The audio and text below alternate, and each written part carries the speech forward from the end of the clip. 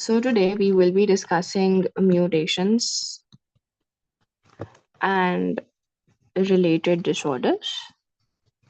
Now, mutation is something that we all are familiar with. हमारे पास mutation क्या होती है? Mutation is any change. अच्छा, म्यूटेशन वैसे दो तरह की होती हैं. हमारे पास जीन म्यूटेशन होती है और हमारे पास क्रोमोसोमल म्यूटेशन होती है. इन ए लेवल्स आप लोग एज सच कोई भी क्रोमोसोमल म्यूटेशन का केस नहीं पढ़ते हो, ना अपने एएस में ना अपने ए2 में. You only study about gene mutation. Gene mutation is basically a change in the sequence of nucleotides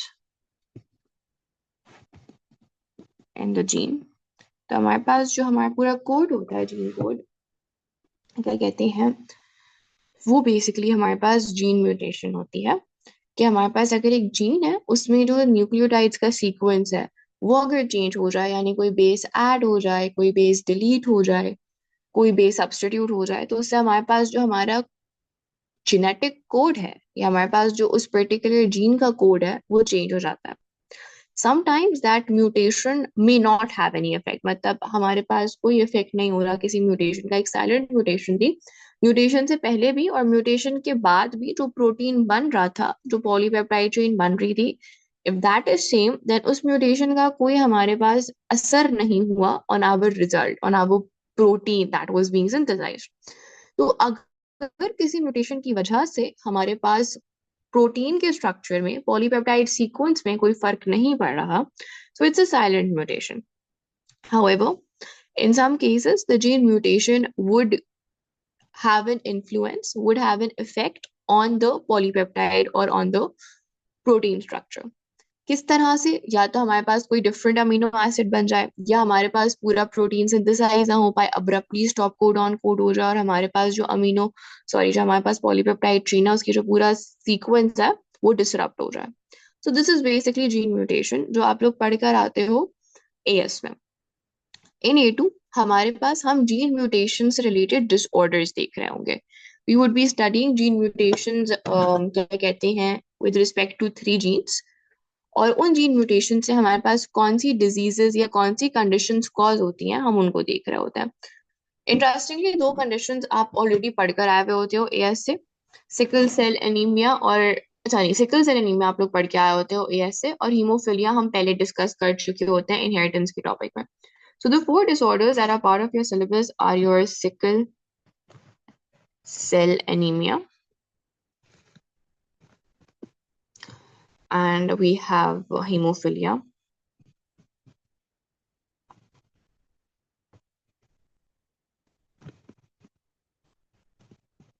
albinism, and the Huntington's disease.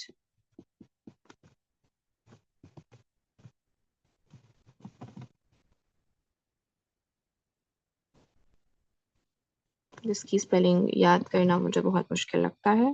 The Huntington's disease. Okay, now हमारे पास एक एक करके we would be covering all these disorders. ये चारों disorders जो हैं वो एक पर्टिकुलर जीन में कोई हमारे पास म्यूटेशन हो रही होगी जिसकी वजह से हमारा फिनोटाइप इन्फ्लुएंस हो रहा होगा, वो हम देखने लगे हैं. अच्छा, प्लांट्स में हमारे पास जो म्यूटेशन का केस होता है वो हम डिस्कस कर चुके हैं in the last class. Plants में हमारे पास जो डॉर्फिज्म हमने पढ़ा था, जो हमने कैपिटल एल ई और स्मॉल एल ई वाला केस पढ़ा था, तो हमारे पास कैपिटल एल ई वाली एलील होती है वो नॉर्मल एलील होती है, जो हमारे पास टॉल प्लांट के ट्रेट को क्या कहते हैं, एक्सप्रेस करवा रही होती है. हमारे पास अगर कैपिटल एल ई वाला एलील होगा तो हमारे पास जो प्लांट है वो टॉल होगा. However, if the plant is recessive for the small e trait, for the small le trait, तो हमारे पास ये जो प्लांट है ये डॉर्फ होगा. हमारे पास जो ये डॉर्फ प्लांट की एलील आई है ना, ये हमारे पास म्यूटेशन से आई होती है. So this allele is actually a result of mutation. हमारी recessive allele जो है it was caused because of a mutation, और एक दफा जब mutation हो गई so हमारे पास क्या कहते हैं, that would move on from the parent plant to the offsprings. तो हमारे पास प्लांट म्यूटेशन का जो केस हम पढ़ रहे होते हैं वो हम डॉर्फिज्म पढ़ रहे होते हैं, और वो हम डिस्कस करके आ चुके हैं इन आवर लास्ट क्लास. अच्छा जी, नाउ सबसे पहले let's discuss the first two cases because इनके बारे में हमारी प्रायर इन्फॉर्मेशन है. So sickle cell anemia and hemophilia. Let's first talk about sickle cell anemia. From your AS, what do you recall about sickle cell anemia? Sickle cell anemia क्या होता है?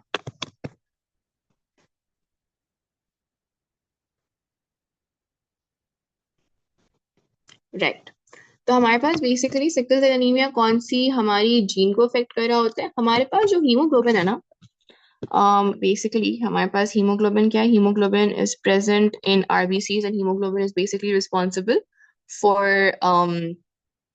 The transport of oxygen through out the body. तो haemoglobin present होता है RBCs में and haemoglobin is an iron containing protein.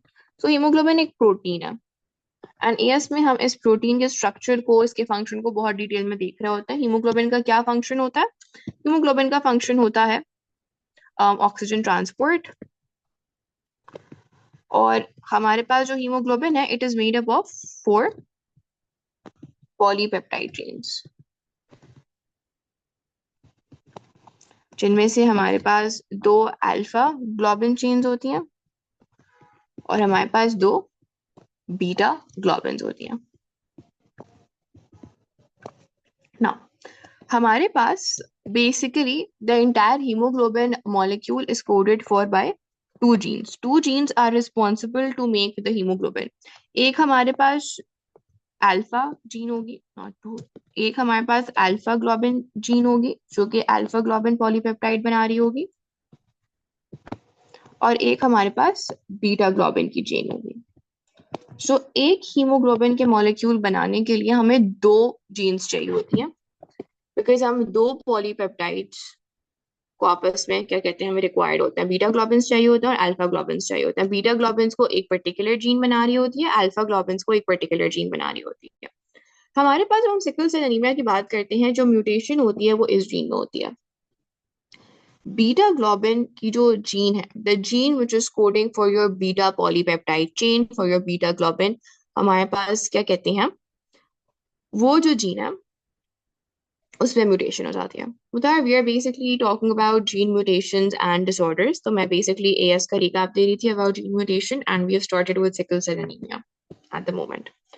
अब हमारे पास जब बीटा ग्लोबिन जीन में म्यूटेशन हो जाती है, सो वो म्यूटेशन किस तरह से होती है कि हमारे पास ओरिजिनली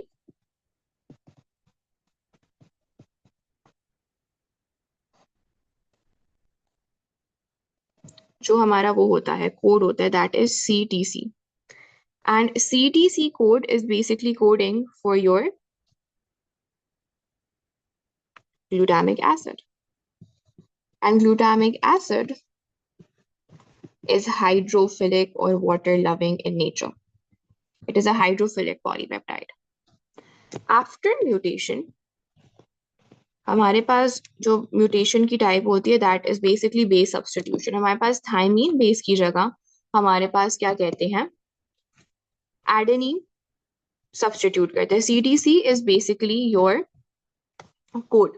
हमारे पास क्या कोडॉन था बिफोर म्यूटेशन, मैंने वो कोडॉन लिखा है. CTC is basically cytosine thymine cytosine. तो हमारे पास ये जो कोडॉन है ये कोड कर रहा होता है ग्लूटामिक एसिड के लिए.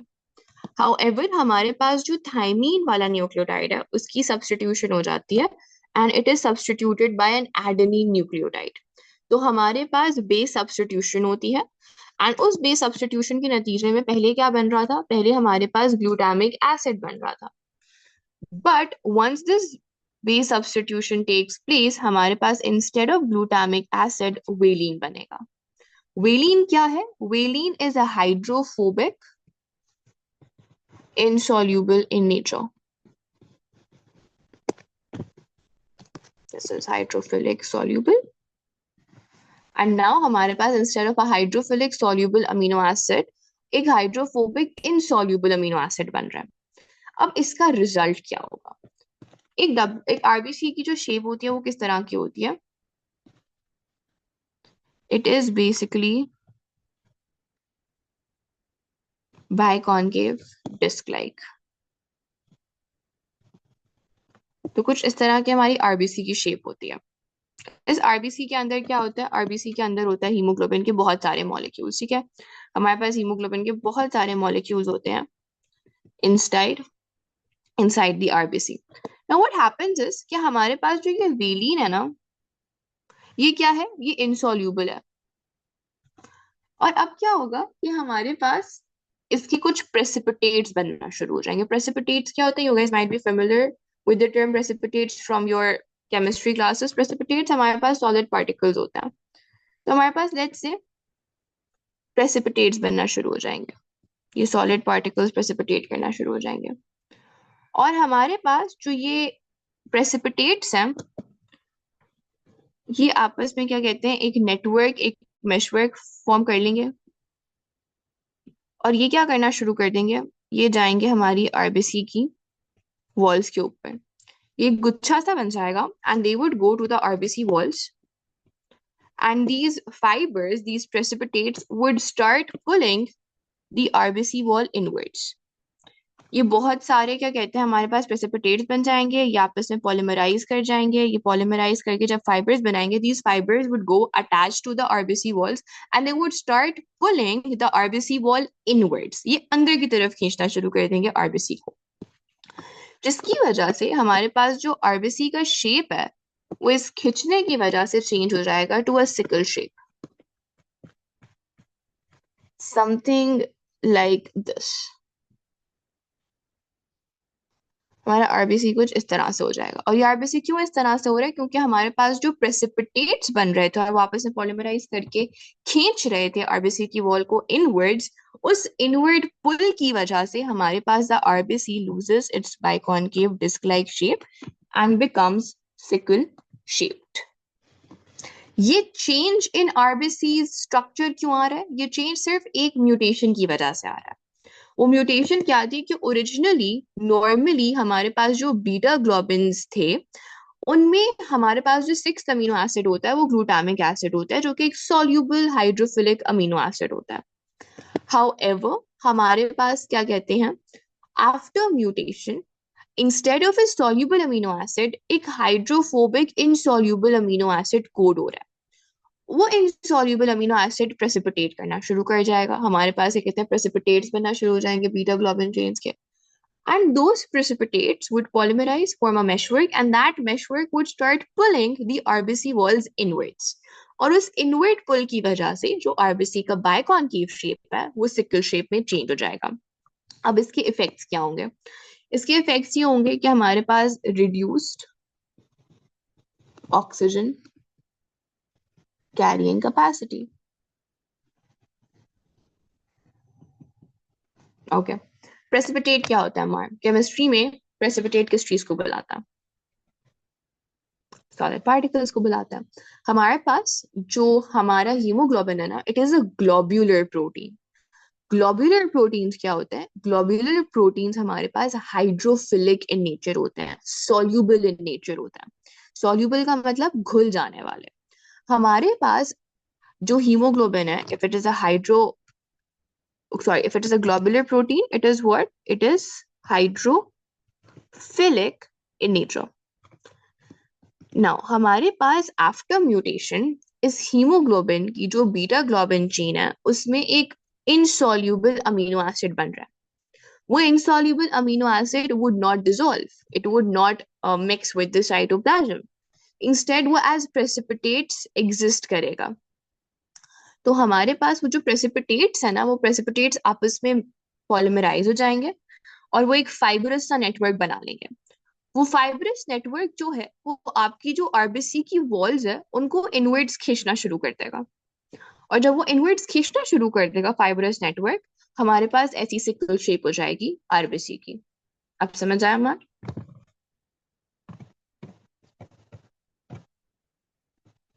परफेक्ट। यस, हमारे पास globular proteins are hydrophilic in nature, all globular proteins are hydrophilic in nature. Okay, तो हमारे पास जब आरबीसी सिकल शेप हो जाता है instead of being a biconcave shaped cell, तो इसकी जो ऑक्सीजन कैरिंग कैपेसिटी है वो रिड्यूस हो जाती है। जब ऑक्सीजन कैरिंग कैपेसिटी रिड्यूस हो जाती है तो ऑब्वियसली हमारे पास क्या क्या सिम्टम्स अराइज होंगे, हमारे पास क्या कहते हैं ब्रेथलेसनेस होगी, और बेसिकली एनेमिक सिम्टम्स अराइज होना शुरू हो जाएंगे। ठीक है, so fatigue, breathlessness, chest pain, all of that हमारे पास क्या होगा, हमें नजर आना शुरू हो जाएगा सिकल सेल शेप में। अब हमारे पास इन एलियल्स को हम किस तरह से रिप्रेजेंट करते हैं, हमारे पास जो जीन होती है ना which is responsible for making the beta globin chain, उस जीन को हम बुलाते हैं HBB जीन, या एनेमिक का मतलब एनीमिया। एनीमिया एक कंडीशन होती है, ठीक है, उसमें क्या कहते हैं आपका जो आरबीसी काउंट है वो कम होना शुरू हो जाता है, जिसकी वजह से आपकी क्या कहते हैं you start feeling very weak. आपको क्या कहते हैं इनफ ऑक्सीजन सप्लाई नहीं हो रही होती, आपकी इनफ एनर्जी नहीं बन रही होती, आपकी ऑक्सीजन कैरिंग कैपेसिटी डिक्रीज हो जाती है, तो हमारे पास एनेमिक सिम्टम्स आना शुरू हो जाते हैं। ठीक है, हमारा आरबीसी काउंट डिक्रीज नहीं हो रहा, हमारा हमारा आरबीसी जो है ना उनका शेप जो है वो सिकल शेप हो रहा है, जिसकी वजह से हमारे पास जो आरबीसीज की ऑक्सीजन कैरिंग कैपेसिटी है, ऑक्सीजन डिलीवर करने का मैकेनिज्म है, वो उसका ओवरऑल एफिशिएंसी रिड्यूस हो गई है। नॉर्मली एनीमिया में आरबीसी काउंट कम होने की वजह से हमारी रिड्यूस्ड ऑक्सीजन कैरिंग कैपेसिटी हो जाती है, जिसकी वजह से ब्रेथलेसनेस, फटीग और एनीमिया के सिम्टम्स डेवलप हो रहे होते हैं। यहाँ पे आरबीसी काउंट कम नहीं हो रहा, बल्कि आरबीसी की शेप चेंज होने की वजह से उसकी ऑक्सीजन कैरिंग कैपेसिटी कम हो रही है। तो हमारे पास जितने भी एनीमिया के सिम्टम्स होते हैं, जो एनेमिक पेशेंट्स के सिम्टम्स होते हैं, वो हमारे पास सिकल सेल जब हो जाता है आरबीसी तब नजर आना शुरू हो जाते हैं। तभी इस कंडीशन को हम सिकल सेल एनीमिया बुला रहे होते हैं।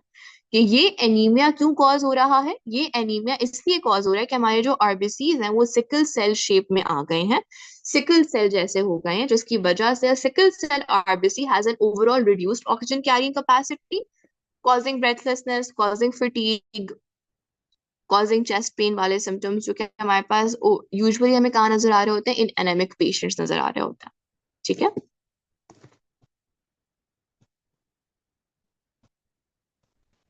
हमारे पास जो HBB जीन है that codes for the beta globin, और हमारे पास इस जीन में बेसिकली म्यूटेशन आती है, और वो जीन जो है वो जीन रिस्पॉन्सिबल होती है कि हमारे पास नॉर्मल आरबीसीज बनेंगे या फिर हमारे पास सिकल शेप्ड आरबीसीज बनेंगे।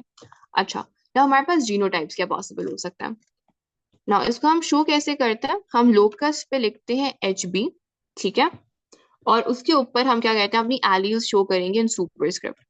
हमारे पास जो नॉर्मल एलील होती है ना उसको हम एक्सप्रेस करते हैं with A, so this is what, this is your normal allele.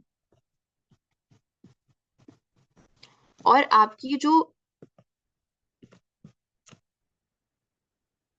Mutated हमारे पास क्या कहते हैं वो होता है एलील, या जो हमारे पास सिकल शेप को कॉज करने वाला एलील होता है, उसको हम कैसे रिप्रेजेंट करते हैं, उसको हम रिप्रेजेंट करते हैं विद HB, और HB के ऊपर हमारे पास S होता है, सिकल सेल एलील। नाउ हमारे पास पॉसिबल फिनोटाइप्स क्या होंगे, हमारे पास पॉसिबल 3 फिनोटाइप्स होंगे, सॉरी जीनोटाइप्स। पॉसिबल जीनोटाइप्स हमारे पास 3 होंगे, homozygous dominant, homozygous recessive, and हमारे पास क्या कहते हैं heterozygous. Sickle cell anemia is basically a homozygous recessive disorder. It is a homozygous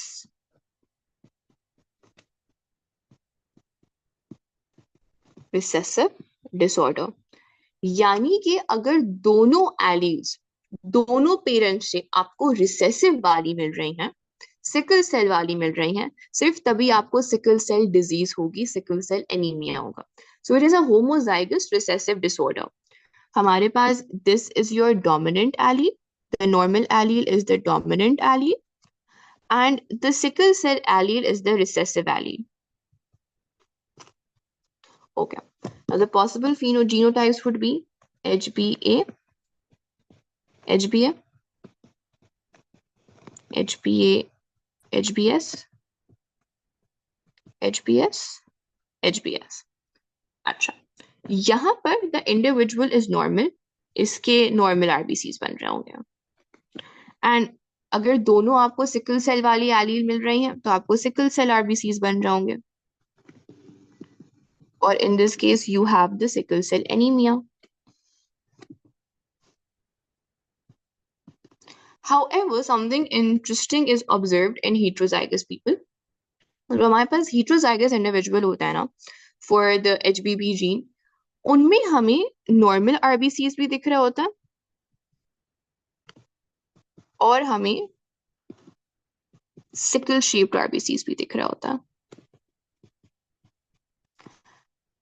तो हमारे पास क्या कहते हैं, इन दिस केस सिनारियो हम कह सकते हैं, ये डिबेट है अभी तक, कि हमारे पास एचबीबी जीन के जो एलीज हैं वो कोडोमिनेंट है, या वो हमारे पास क्या कहते हैं डोमिनेंट रिसेसिव सेपरेट है. But a lot of people agree कि हमारे पास ये वाला जो वो है ना जीनोटाइप, या ये वाला जो हमारे पास कंडीशन है, ये कोडोमिनेंस की कंडीशन है. क्यों? क्योंकि when we take a blood sample of people who are heterozygous, हमें उनके ब्लड सैंपल में नॉर्मल आरबीसीज भी दिखाई देते हैं और सिकल शेप आरबीसीज भी दिखाई देते हैं. अच्छा, इन लोगों को सिकल सेल एनीमिया नहीं होता, they do not have sickle cell anaemia. इनके पास सिकल सेल का ट्रेट जरूर होता है, बट इनको एनीमिया नहीं होता. सिकल सेल एनीमिया यानी बीमारी नहीं होती. उसकी वजह ये है कि क्यों इनके पास नॉर्मल आरबीसीज भी तो एग्जिस्ट कर रहे हैं. सो नॉर्मल आरबीसीज क्योंकि इनके पास एग्जिस्ट कर रहे हैं, तो इनको इतनी ज्यादा फटीग, इतनी ज्यादा ब्रेथलेसनेस, इनकी ऑक्सीजन कैरिंग कैपेसिटी इतनी ज्यादा अफेक्ट नहीं हो रही होती, because of the presence of normal biconcave RBCs. Disease कहाँ पर होती है, एनीमिया कहाँ पर ओरिजिनेट करता है, जब आप होमोजाइगस रिसेसिव हो फॉर दिस कंडीशन. ठीक है. So any questions, anything that is unclear about sickle cell anaemia? Yes, sure. Amar and Emmett, आप लोगों को कोई क्वेश्चन है? You guys can ask and then we'll move towards hemophilia. Like backwards, HBS, HBA के बजाय, like you are saying कि अगर मैं इसको reverse order में लिख दूँ, this is what you are asking, Emmett? Yeah, you can write it. Because in both the ways, you're basically telling that this individual has two different alleles. So it's acceptable. You can write it in the reverse order. नहीं, हमारा individual तब भी homozygous, वो sorry heterozygous है ना trade के लिए, चाहे आप HBS HBA लिखो या आप HBA HBS लिखो. यस रानू जी, कौन बोल रहा है? Yeah, tell me again how the red blood cell becomes biconcave. Sure, मैं एक्सप्लेन कर देती हूँ. नहीं, बाइकॉनकेव तो वो नेचुरली होता है ना. बाइकॉनकेव तो उसका नॉर्मल क्या कहते हैं एक्सप्रेशन ही हमारे पास बाइकॉनकेव होता है. कैसे हो रहा है वो? सिकल सेल कैसे हो रहा है? हमारे पास जो हीमोग्लोबिन होता है, एएस में हम पढ़ते हैं haemoglobin is a globular protein. Globular proteins are soluble proteins. ठीक है. तो हमारे पास ओरिजिनली जब म्यूटेशन नहीं हुई भी होती, तो हमारे पास ओरिजिनली जो हमारा ट्रिपलेट कोड होता है 6 अमीनो एसिड का, वो सीटीसी होता है. एंड सीटीसी कोड कर रहा होता है ग्लूटामिक एसिड को. ग्लूटामिक एसिड हमारे पास एक सॉल्युबल हाइड्रोफिलिक अमीनो एसिड होता है. हाउएवर जब म्यूटेशन होती है ना हमारी इस जीन में, तो म्यूटेशन में होता क्या है कि जो हमारा 6 ट्रिपलेट है उसमें बेस सब्स्टिट्यूशन हो जाती है. और बेस सब्स्टिट्यूशन इस तरह से होती है कि हमारे पास अब जो 6 अमीनो एसिड बन रहा होता है वो वेलिन होता है. वेलिन इज इनसॉल्युबल ना. वेलिन इनसॉल्युबल है, तो इनसॉल्युबल चीजों को आपने पढ़ा होगा केमिस्ट्री में कि इनसॉल्युबल सॉल्ट्स जो होते हैं वो प्रेसिपिटेट कर रहे होते हैं. सो इनसॉल्युबल चीजें जो होती हैं वो प्रेसिपिटेट करना शुरू कर जाती हैं. सो आरबीसी के साइटोप्लाज्म में हमारे पास प्रेसिपिटेट्स बनना शुरू हो जाएंगे. ये जो प्रेसिपिटेट्स हैं ये आपस में पॉलीमराइज करके एक फाइब्रस मेशवर्क या नेटवर्क फॉर्म करेंगे. वो फाइब्रस नेटवर्क या मेशवर्क जो है इट वुड गो, अच्छा ये सिर्फ मैंने एक ड्रॉ किया, ये बाकी जगहों पर भी ऐसे जा रहे होंगे.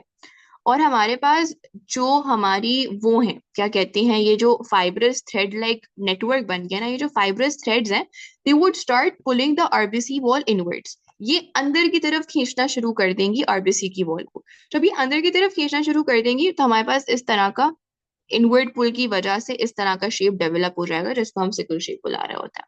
ठीक है, क्लियर हो गया हम ना? परफेक्ट जी. रायमा, आपका क्वेश्चन था. यस मिस, मैंने पूछना था कि जो हम लोगों ने नीचे जो को डोमिनेंस वाला आपने कहा है उसको, why are we calling it को dominance? Isn't it just like ये कैरियर होगा ये वाला बंदा, and he is like heterozygous for heterozygous dominant? को हो, डोमिनेंस क्यों कहेंगे इसे? को डोमिनेंस का मतलब क्या होता है? व्हाट्स द डेफिनेशन ऑफ को डोमिनेंस? जब दोनों डोमिनेंट एलील्स एक्सप्रेस होती है ना, तो तब को डोमिनेंस होती है ना हमारे इकट्ठे। पास बेसिकली हम ये कहते हैं कि हमारे जो दोनों एलील्स हैं they are dominant, and because they are dominant both are equally expressing themselves. Yes. यहाँ पर मैंने कहा कि ये डिबेट है, यहाँ पे कुछ लोग इसको कोडोमिनेंस मानते हैं, कुछ लोग इसको कोडोमिनेंस नहीं मानते। उनका जो लोग कोडोमिनेंस मानते हैं उनका कहना ये है कि दोनों एलील्स एक्सप्रेस करें। देखो, रिसेसिव एलील हमारे पास एक्सप्रेस नहीं करती इन the presence of a dominant allele. यहाँ पर जो रिसेसिव एलील है वो एक्सप्रेस कर रही है अपना trait in the presence of a dominant allele. तो ये कंप्लीटली रिसेसिव है नहीं, ये एलील रिसेसिव है बट कंप्लीटली रिसेसिव नहीं है, क्योंकि यानी हमारे पास it is expressing itself even in the presence of the dominant allele. Equal expression नहीं होगा, ज्यादातर हमारे पास नॉर्मल आरबीसीज होंगे, ज्यादा परसेंटेज किसकी होगी? नॉर्मल आरबीसीज की होगी। लेकिन हमारे पास एक सर्टेन परसेंटेज कम होगी लेकिन एग्जिस्ट कर रही होगी सिकल शेप्ड आरबीसीज की। सो जो सिकल सेल वाली एलील है, it is expressing itself in the presence of the dominant allele.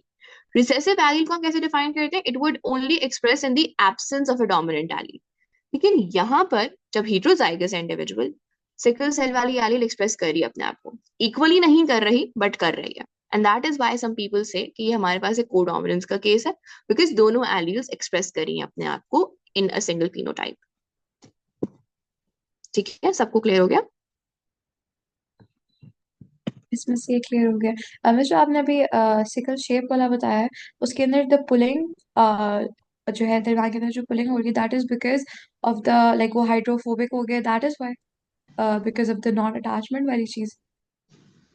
हमारे पास बेसिकली जो हाइड्रोफोबिक चेन्स है ना, वो हाइड्रोफोबिक जो चेन्स हैं वो पॉलीमराइज करके फाइब्रस थ्रेड्स बना लेंगी। वो फाइब्रस थ्रेड्स आपका जो आरबीसी की वॉल्स हैं उनसे जाके उनको पुल करना शुरू कर देंगे इनवर्ड्स। इस वजह से हमारे पास सिकल शेप हो रहा है। Okay, okay.